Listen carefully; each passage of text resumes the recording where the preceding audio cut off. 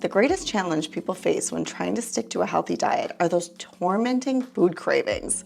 But there are 3 easy and effective ways to overcome these sensations every time they arise. And you will finally be able to stick to your healthy diet. So let's dive in. So if we think about what a craving actually is, we can break it down to a vivid memory of what an experience is like giving into a particular food. So what brings on the craving is some sort of trigger in your environment. Maybe you were in the grocery store and you walked past an aisle that you try to stay away from, but you inevitably saw the candy bars at the shelf or something. And all of a sudden you start thinking to yourself in this habit loop of all these sequential thoughts that go into place every time that you happen to look or are triggered by this particular food. So you remember what it looks like, what it feels like, what it tastes like, and the smell of it, the way it feels going into our body, and inevitably the way you feel afterwards with that dopamine hit. So all of these things are going to make you come back and come back and come back to this vivid memory and association, because way back when, this actually used to increase our likelihood of survival. But now in our modern environment, this is causing more of a detriment to our health. So as long as we can recognize a habit or a craving rather for what it is, it becomes much easier to help us disassociate the power that it has over us.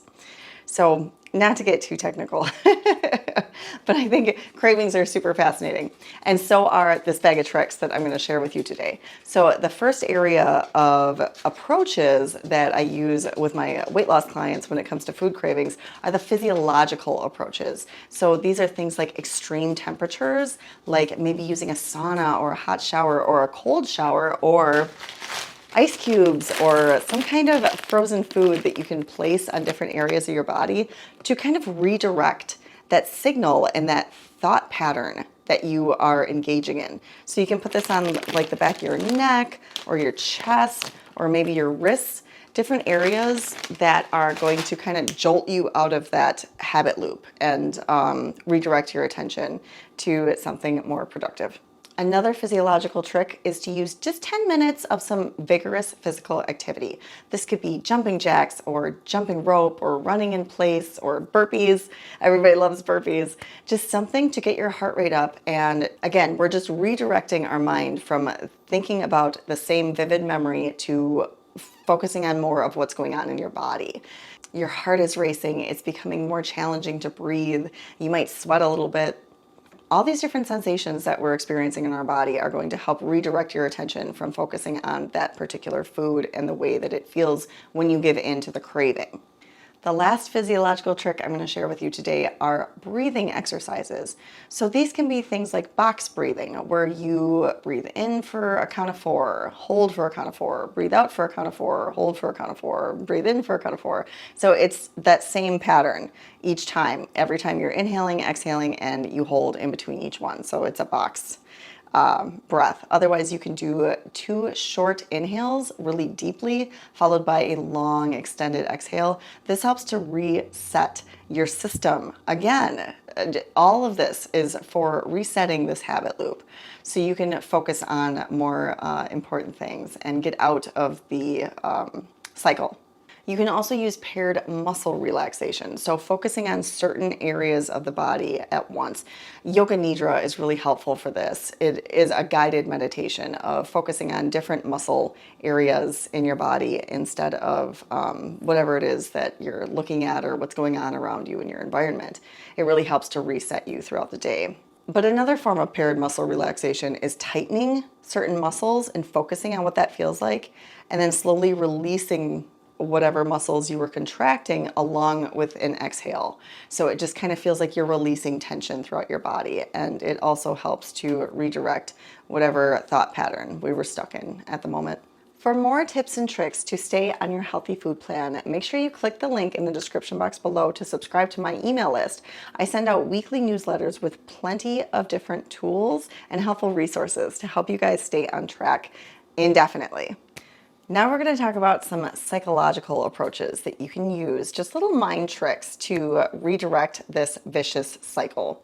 So you can just very simply counting backwards from 100 by, say, sevens, or saying the alphabet backwards, or starting to label off things in your environment, like things that you can immediately look at, but make sure you're not in the kitchen when you do this. Just name off 10 different things that don't involve food that are in your immediate vicinity. It helps, again, to redirect your attention and focus on something other than what your brain is trying to complete with that habit loop. You can also journal about the way it feels when this is taking place. How do you feel in your body? Is there tension? Is there stress? Is there anxiety? Is there excitement? What do you think about when this is happening? What would happen if you gave into the craving? How would you feel afterwards? Would you feel junky and disappointed in yourself and wish you hadn't done that? And it's helpful to start looking at the justifications of why, the different stories that our brain tells us when we are considering giving into a craving, and really assessing whether we are in fact getting out of them what we think we're getting out of them. So if we tell ourselves, oh, it's just one bite, it's not going to harm my weight loss, it's just this one time, I'll get back on track tomorrow. Typically that inevitably leads into guilt and shame, and you continue giving into more cravings because now that memory is so vivid and so close to your immediate experience that it's going to be much stronger. So every time you give in, it's more likely that you're going to give in more and more in the future. You reinforce that habit loop every time you give in to the craving. So being able to write down your thoughts and recognize these thought patterns when they're occurring, the ones that lead to giving into the craving, it will help you to really consider whether these are serving you and whether they're even factual. Like, you're not just going to give into one bite. You're going to give into one bite, and then that's going to lead to another bite, and then you're going to eat the whole bag, and then you're going to feel like crap, and then it's going to cycle again the next day and the next day and the next day if you don't do something about it. So these little tricks are going to help you to redirect your attention long enough to create that pause in between you and the sensation of giving into the craving, long enough for you to make an informed decision about whether or not you really want to partake in that particular sequence of the habit loop. You can also practice grounding, like just getting in touch with what you're sensing in the moment. What can you taste? What can you smell? What can you see? What can you feel inside your body? What are you touching? How does your shirt feel on your back? Just little tricks to get your mind off of the craving. It's also a great idea to just call a friend. Sometimes that's really all we need when we're craving, is to have some social interaction from somebody super supportive. If you want to talk about the craving, that might be helpful. If you want to talk about anything but the craving, that might be helpful for other people.